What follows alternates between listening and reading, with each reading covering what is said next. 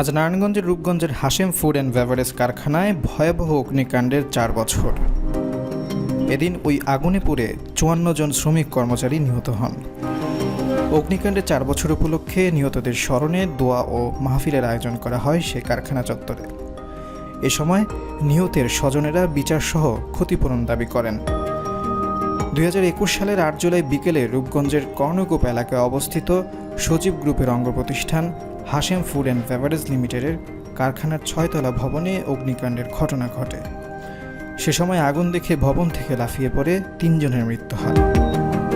পরে ফায়ার সার্ভিসের 18টি ইউনিট 19 ঘন্টা চেষ্টা চালিয়ে আগুন নিয়ন্ত্রণে আনে। ততক্ষণে আগুনে পড়ে 51 জনের মৃত্যু হয়। তাদের মধ্যে ভবনের 3 ও 4 তলা থেকে মাথার খুলি, চুল ও হাড় উদ্ধার করা হয়। এ ঘটনায় তৎকালীন ভুলতা পুলিশ ফাঁড়ির পরিদর্শক নাজিম উদ্দিন বাদী হয়ে কারখানার মালিক আবুল হাশেম সহ 8 জনের নাম উল্লেখ করে এবং অজ্ঞাত আরও কয়েকজনকে আসামি করে রূপগঞ্জ থানায় মামলা করেন। মামলায় নিরাপত্তা না থাকাসহ বিভিন্ন অবহেলার অভিযোগ আনা হয়। সে মামলায় গ্রেপ্তার হন সজীব গ্রুপের চেয়ারম্যান আবুল হাশেম সহ তার 4 ছেলে। পরবর্তীতে 2023 সালে আদালতে অভিযোগপত্র দাখিল করে তদন্তকারী সংস্থাটি, তবে মামলা থেকে বাদ দেওয়া হয় আবুল হাশেম সহ তার ছেলেদের। এতে বিচার কাজ শুরু হয়েছে। এছাড়া এই অগ্নিকাণ্ডে 54 জন শ্রমিক নিহত হয়।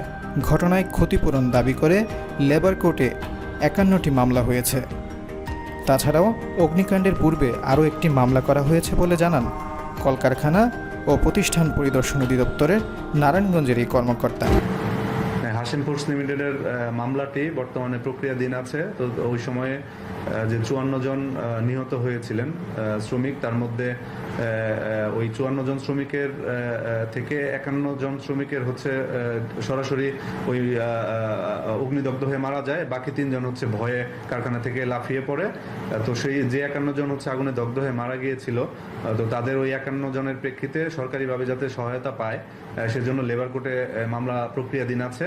এবং সেজান জোশে যেহেতু 8/7/2021 তারিখে অগ্নি দুর্ঘটনা সংঘটিত হয়েছিল, তো তার পূর্বেই অর্থ দপ্তর থেকে 30/6/2021 তারিখে একটি মামলা করা হয়েছিল। তাদের যে ভায়োলেশনগুলো ছিল, যেমন অগ্নি সংক্রান্ত যে ভায়োলেশনগুলো ছিল, বিল্ডিং এর সংক্রান্ত যে ভায়োলেশনগুলো ছিল, সেগুলোর প্রেক্ষিতে মামলা করা হয়েছিল। সেই মামলাটিও চলমান আছে।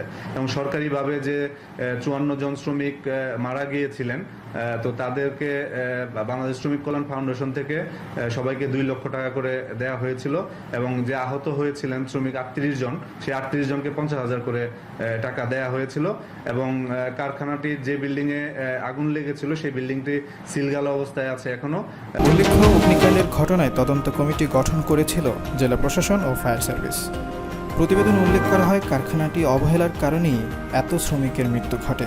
পরে শ্রমিক কল্যাণ ফাউন্ডেশনের মাধ্যমে নিহত 54 জনের পরিবারের সদস্যদের 2 লাখ টাকা করে এবং আহত 38টি পরিবার সদস্যদের 50,000 টাকা প্রদান করে কারখানা কর্তৃপক্ষ।